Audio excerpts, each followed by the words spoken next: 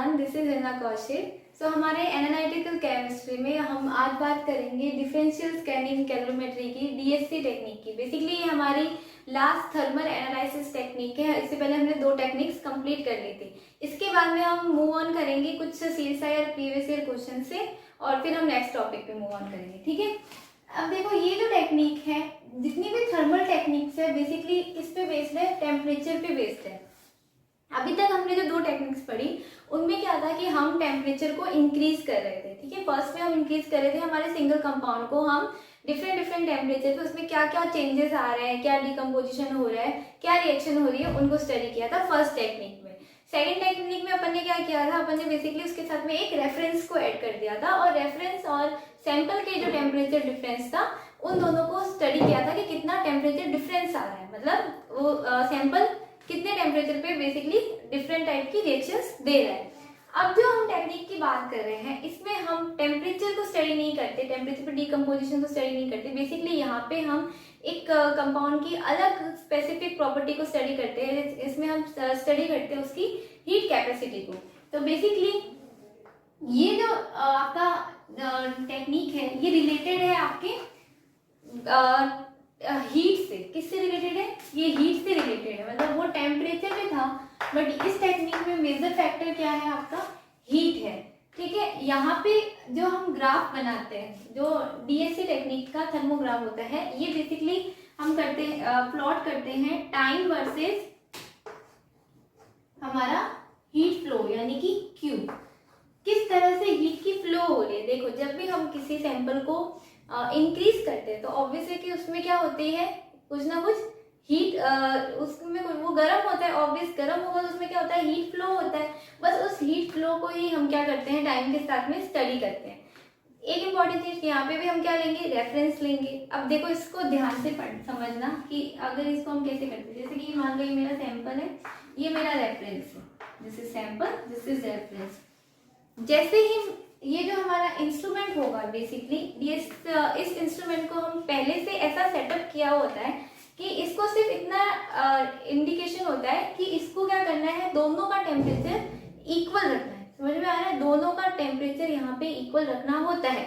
ये इसका क्या है? रेस्ट्रिक्शन है। क्या इसको करना होता है? टेम्परेचर इक्वल रखना होता है। तो इस कंडीशन में ये जो हमारा इंस्ट्रूमेंट है ये क्या करता है कि मान लो जैसे जैसे टेम्परेचर इंक्रीज किया, ठीक है, तो एक पॉइंट आया कि जहाँ पे आपका सैंपल में क्या होना, कुछ ना कुछ चेंज होगा। मान लो ये मेल्ट ही होने लग गया, इसमें क्या होने लग गया? मेल्टिंग होने लग गई। तो रेफरेंस का टेम्परेचर तो इंक्रीज हो रहा है, बट यहाँ पे जो हमारा जनरली सैंपल है उसमें क्या हो जाएगा? मेल्टिंग हो जाएगी। मेल्टिंग कैसी प्रोसेस है? Melting is a endothermic process. तो जब ये यहाँ पे सैंपल क्या कर रहा है? जनरली हीट को एब्जॉर्ब कर रहा है। तो इसका टेम्परेचर इंक्रीज करने के लिए सैंपल को एक्स्ट्रा हीट की नीड बनेगी ताकि ये रेफरेंस की इक्वल आ जाए। तो जस्ट रेफरेंस के इक्वल आने के लिए इंस्ट्रूमेंट क्या करता है हमारा कि सैंपल के टेम्परेचर को एकदम से इंक्रीज कर देता है, इतनी हीट दे देता है कि वो रेफरेंस के इक्वल आ जाए। तो बेसिकली क्या होगा, यहाँ पे जो हमारा सैंपल है उसको क्या दिया जाएगा? एक्स्ट्रा हीट दी जाएगी। ठीक है, ताकि ये दोनों क्या आ जाए? बेसिकली दोनों का टेम्परेचर इक्वल हो जाए। तो जनरली इसका यही बेसिक प्रिंसिपल है कि अगर हमारी एंडोथर्मिक प्रोसेस हो रही है, मतलब अगर आपको हीट की जरूरत है तो हम क्या करेंगे? हीट को इंक्रीज करेंगे। और अगर आपकी एक्सोथर्मिक प्रोसेस है, मतलब हीट रिलीज हो रही है, तो आपको उस टाइम में क्या करना पड़ेगा? हीट को लो करना पड़ेगा। उस टाइम पे हम क्या करेंगे? हीट को लो कर देंगे। देखो, ध्यान से देखना, ये हमारा जैसे रेफरेंस का प्लॉट रहता है। अगर हम यहाँ पे प्लॉटिंग करें इस कर्व की, तो जनरली यहाँ पे क्या होता है? ध्यान से देखना कि जब यहाँ पे मेल्टिंग हुई, मान लो कि क्या हो रही है? मेल्टिंग हो रही है। पर ध्यान से देखो, मेल्टिंग हो रही है, एंडोथर्मिक प्रोसेस है, तो यहाँ पे हमें क्या देना पड़ेगा? हीट को इंक्रीज करना पड़ेगा। अगर हमारी कौन सी प्रोसेस हो रही है? एंडोथर्मिक, तो मतलब आपको एक्स्ट्रा हीट चाहिए। ठीक है, उसने हीट एब्जॉर्ब करके रखा है, आपको उसको एक्स्ट्रा हीट देनी है। तो इस कंडीशन में यहाँ पे कैसा पीक मिलेगा?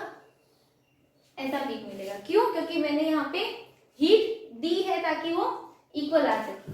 तो ये तो किसके लिए हुआ? मेल्टिंग के लिए। अब मान लो कि आपका अगर क्रिस्टलाइजेशन हो रहा है, तो जनरली क्रिस्टलाइजेशन में क्या होता है कि आपका जो सॉलिड होता है उसमें वो क्रिस्टलाइन होता है। Crystallization is exothermic process. Crystallization कैसी है? एक्सोथर्मिक प्रोसेस है। तो इसमें क्या होता है, एक्सोथर्मिक प्रोसेस में आपका सैंपल ऑलरेडी हीट को रिलीज करता है, एक्सोथर्मल है, हीट आउट होती है। तो इस कंडीशन में अगर सैंपल की हीट ज्यादा हो गई है तो आपको उसकी हीट को कम करना पड़ेगा। तो उसकी हीट को रिड्यूस करने के लिए हम क्या करते हैं, हीट को कम कर देते हैं। तो इस कंडीशन में आपको कैसा पीक मिलेगा? डाउनवर्ड्स पीक मिलेगा। तो this is for endothermic peak और दिस इज एक्सोथर्मिक पीक। तो बेसिकली ये हमारा डीएससी का क्या है, बेसिक थर्मोग्राम है और ये इसका बेसिक प्रिंसिपल है। अब इसका इंस्ट्रूमेंटेशन और देखते हैं। नाउ सी, जो इसका इंस्ट्रूमेंटेशन है इतना टफ नहीं है, जो सिमिलर हमने टेक्निक्स पढ़ी थी उनके जैसा ही है। लास्ट टेक्निक में हमने बेसिकली टीजीए या डीटीए में हमने क्या पढ़ा था कि दोनों का हम जो रेफरेंस लेते थे उसका फर्नेस सेम होता था। एक ही फर्नेस से हम सैंपल और रेफरेंस दोनों को हीट या टेम्परेचर प्रोवाइड कराते थे। बेसिकली इसके इंस्ट्रूमेंटेशन में यही डिफरेंस है कि जो हमारा सैंपल है और जो हमारा रेफरेंस है, दोनों के लिए जो हम फर्नेस यूज कर रहे हैं वो दोनों ही क्या है, अलग अलग है। सैंपल का फर्नेस अलग है, रेफरेंस का फर्नेस अलग है। बेसिकली ऐसा इसलिए कि जो हमारा रेफरेंस का फर्नेस है वो तो उसको क्या देगा, इक्वली हीट प्रोवाइड कराएगा। सैंपल के अंदर जो भी चेंजेस हुए हैं उसके अकॉर्डिंग हम फर्नेस में हीट को इंक्रीज या डिक्रीज कर सकते हैं, जैसे मैंने अभी आपको एक्सप्लेन किया था। तो इसमें आपको ये चीज ध्यान रखनी है कि दोनों के लिए जो फर्नेस है वो क्या होंगे, सेपरेट होंगे, अलग अलग होंगे और दोनों से एक थर्मोकपल से ऐड होके और ये हमारा रिकॉर्डर से जुड़े हुए होंगे और यहीं पे हमें क्या मिलेगा, हमारा थर्मोग्राम मिलेगा। डीएससी थर्मोग्राम यहाँ पे हमें देखने को मिलेगा। तो जनरल इंस्ट्रूमेंटेशन था। अब जो डीएससी कर्व है उसमें कुछ ऐसी चीजें होती है कि इस डीएससी कर्व को यूज करते हुए हम कुछ चीजें फाइंड आउट कर सकते हैं किसी भी कंपाउंड के लिए। जैसे कि हम उसकी हीट एंथैल्पी निकाल सकते हैं, सेकेंड हम उसकी हीट कैपेसिटी निकाल सकते हैं। तो इसके लिए कुछ जनरली फॉर्मूलाज होते हैं जिनसे रिलेटेड क्वेश्चंस आते हैं और इनका रिलेशनशिप बेसिकली पूछा जाता है। तो एग्जाम पॉइंट ऑफ व्यू से इंपॉर्टेंट चीज यही है, तो इसको एक बार देख लेते हैं। नाउ सी कि अगर डीएससी कर्व से आपको क्वेश्चन आता है कि ये किसके बीच में प्लॉट किया जाता है, तो इसके अगर आप इसको हीट फ्लक्स वर्सेस टेम्परेचर भी प्लॉट करते हैं या फिर इसको वर्सेस टाइम भी प्लॉट करते हैं, मतलब टाइम के साथ में कितना इसका हीट का क्या फ्लो रहा या टेम्परेचर के साथ में क्या फ्लो रहा। तो ऐसा कुछ नहीं है कि आपको सिर्फ टाइम के साथ में प्लॉट करना है, आप इसको किसके साथ में प्लॉट कर सकते हो, टेम्परेचर के साथ में भी प्लॉट कर सकते हो या फिर एनर्जी वर्सेस टेम्परेचर भी होता है। ठीक है, तो जनरली हम यही है कि टेम्परेचर के साथ में उसमें कितना उसकी हीट या उसकी एनर्जी में क्या चेंजेस आ रहे हैं वो ही हमारा डीएससी कर्व शो करता है। देखो ध्यान देना, अभी जो हमने कर्व शो किया था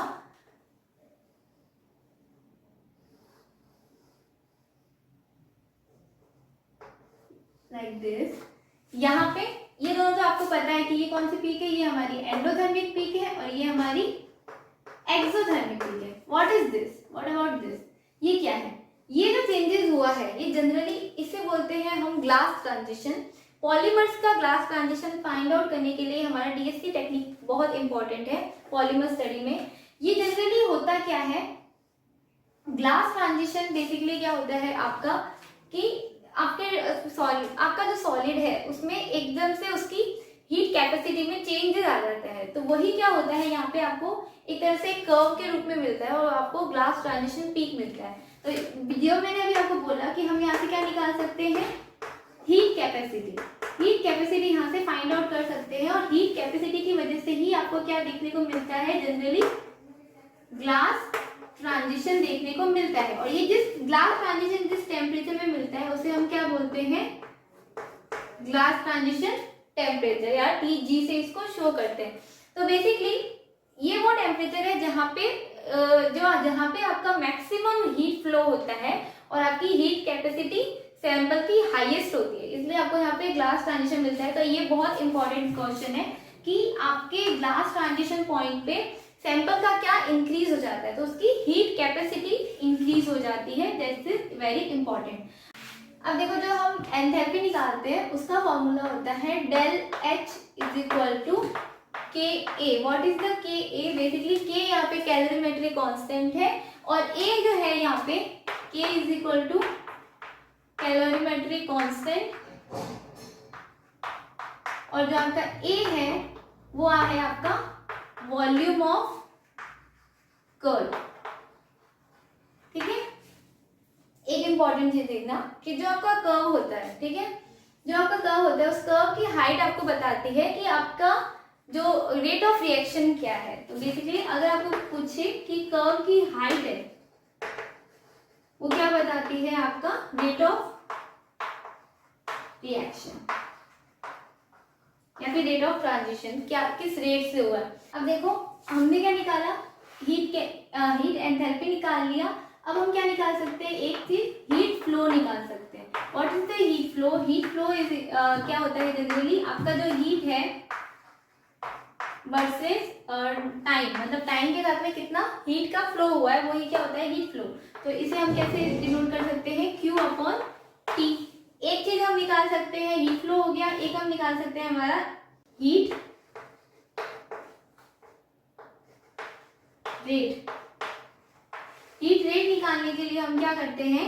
हीट रेट क्या होता है? Generally increase in temperature, temperature increase versus time, time के साथ में कितना टेम्परेचर इंक्रीज हुआ है। तो इसे हम डिनोट करते हैं del T upon small T.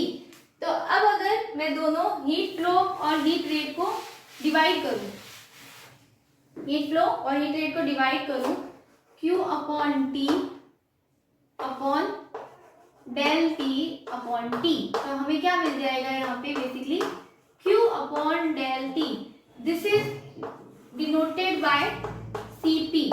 Basically ये क्या है? Heat capacity.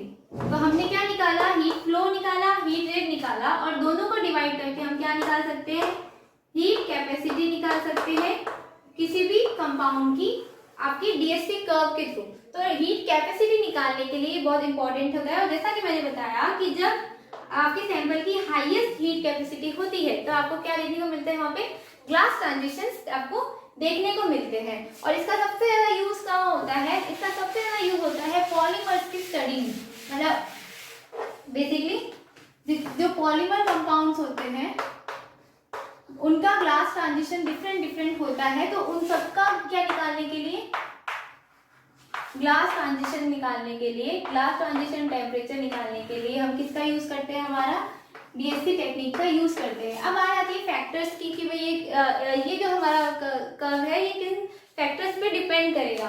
तो वही जो हमने पहले जो टेक्निक्स में पढ़े थे, हमारा इंस्ट्रूमेंटेशन फैक्टर और आपका सैंपल फैक्टर, उन्हीं पे करेगा। आपका जितना आप हीट टेम्परेचर पे इंक्रीज करेगा, आपके सैंपल के साइज पे इंक्रीज करेगा, मॉलिक्यूल्स पे इंक्रीज करेगा, आपने रेफरेंस क्या लिया है उस पर डिपेंड करेगा।